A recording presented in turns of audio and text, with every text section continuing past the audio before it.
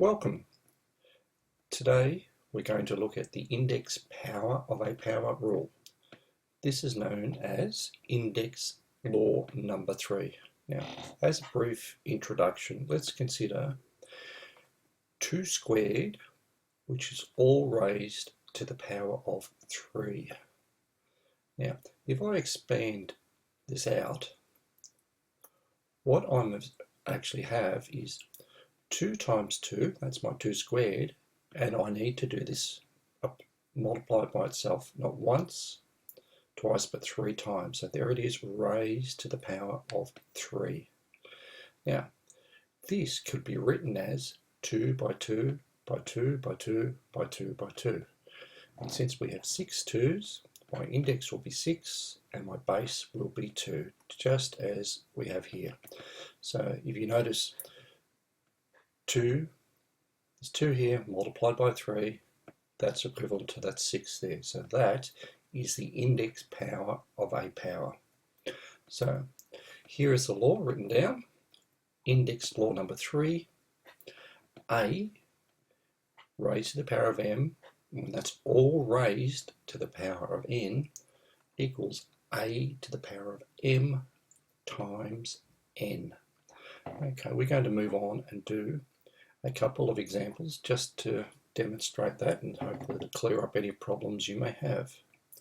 So, our first example, we have 7 raised to the power of 9, and that's all raised to the power of 4.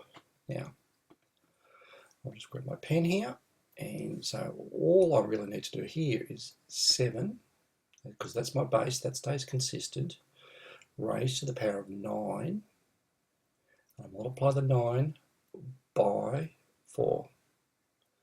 And I could say that all equals 7, and 9 multiplied by 4 is 36. So that's my answer there, 7 to the power of 36. Just going to move over to the next one. Get rid of that one. Now, I'll just clear up my annotations. Now let's look at this one here. Now C is my base, it's just some unknown number, and to work this one out, I'll just leave my base as the C, and I have C to the power of 7, and that has been raised to the power of 5, so I need to multiply this by 5, and that will become C.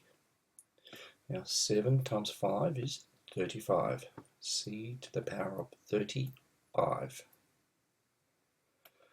Okay, so far, so good. Now, move over and move on to the next and the last example.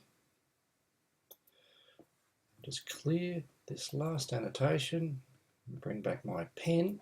Now, this time I have 4 and x cubed, and they are all has to be squared, so that will become 4.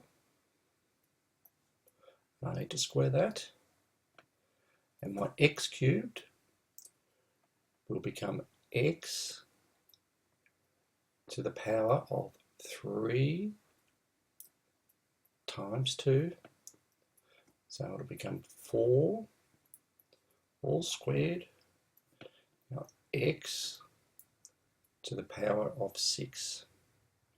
There we go. That's the answer there that I'm looking for. Now, you could think of this 4 as being base 4. It's basically independent, and you can think of it as 4 being raised to the power of 1. So when I have 1 multiplied by 2, that becomes 2, and that's how I've gone straight to a 4 squared.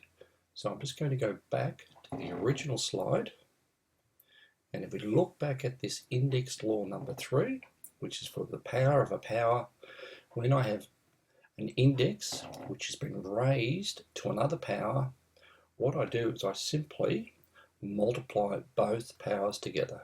So hopefully that clears up